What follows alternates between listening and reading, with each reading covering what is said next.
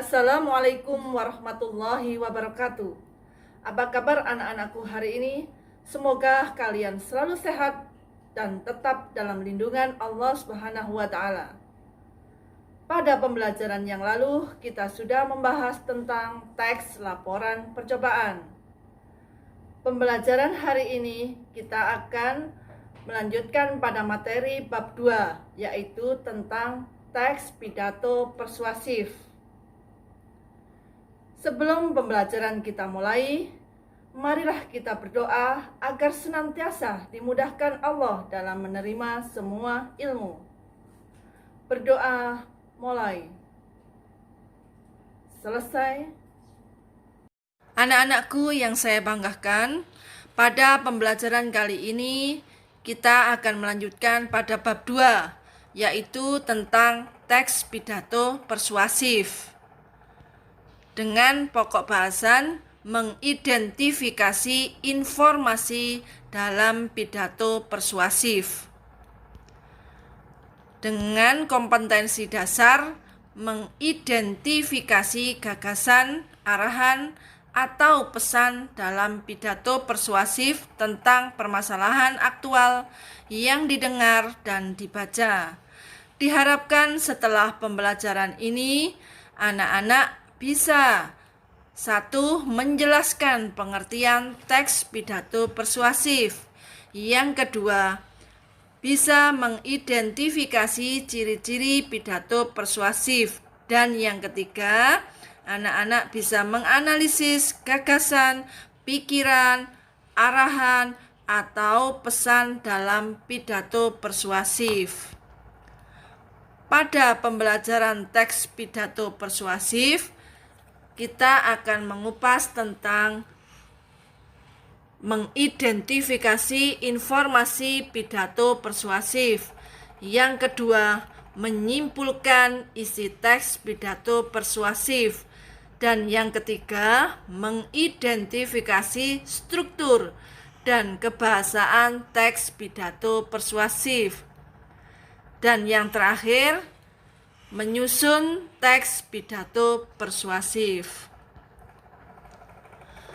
Aktivitas pidato tentu sering anak-anak saksikan dalam berbagai kegiatan.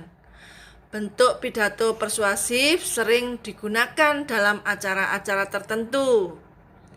Misal, pada acara peringatan HUT Kemerdekaan RI, pada peringatan Bulan Bahasa, dan lain-lain. Pengertian pidato adalah suatu kegiatan berbicara atau berorasi di depan umum untuk menyampaikan pendapatnya atau memberikan gambaran tentang suatu hal. Pengertian pidato persuasif sendiri adalah pidato yang bertujuan meyakinkan pembaca atau pendengar dengan menyajikan argumen dari sudut pandang si pembicara. Ciri-ciri pidato persuasif yang pertama adalah berusaha menjelaskan dan menarik kepercayaan pembaca. Yang kedua, berusaha menciptakan kesepakatan atau penyesuaian melalui kepercayaan antara penulis dengan pembaca. Yang ketiga, berusaha menghindari konflik agar kepercayaan tidak hilang dan supaya kesepakatan pendapatnya tercapai.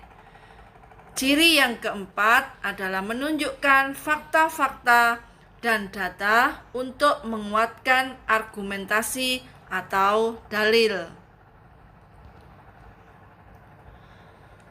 Tujuan pidato persuasif. Yang pertama adalah pembentukan tanggapan. Salah satu tujuan pidato persuasif adalah membentuk cara khalayak memberikan tanggapan. Yang kedua, penguatan tanggapan. Pidato persuasif bisa bertujuan sebagai penguatan tanggapan bagi sekelompok khalayak untuk mengharapkan kesinambungan perilaku yang sedang berlangsung saat ini terhadap beberapa topik, gagasan, atau isu. Dan tujuan yang ketiga adalah pengubahan tanggapan. Pidato persuasif bisa bertujuan sebagai pengubahan tanggapan bagi sekelompok khalayak untuk mengubah perilaku mereka terhadap suatu konsep atau gagasan. Adapun jenis-jenis pidato persuasif. Yang pertama adalah persuasi pendidikan. Dipakai orang dalam lingkungan pendidikan untuk mencapai tujuan pendidikan. Yang kedua, persuasi politik. Dipakai dalam bidang politik oleh orang yang berkecimpung dalam politik dan kenegaraan. Yang ketiga, persuasi advertensi berupa iklan yang dimanfaatkan terutama dalam dunia usaha untuk memperkenalkan suatu barang atau bentuk jasa tertentu.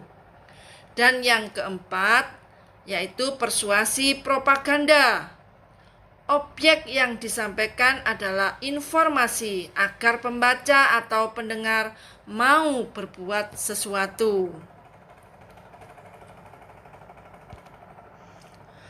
Adapun langkah-langkah menemukan informasi dalam pidato persuasif.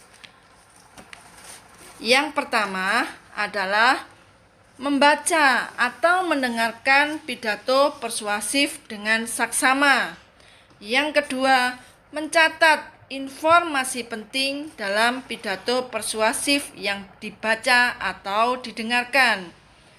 Dan yang ketiga, menyimpulkan pesan dari informasi penting dalam pidato persuasif yang dibaca atau didengarkan. Demikian materi tentang mengidentifikasi informasi pidato persuasif. Semoga apa yang saya sampaikan dapat dipahami anak-anak dengan baik dan semoga bermanfaat. Saya akhiri. Wassalamualaikum warahmatullahi wabarakatuh.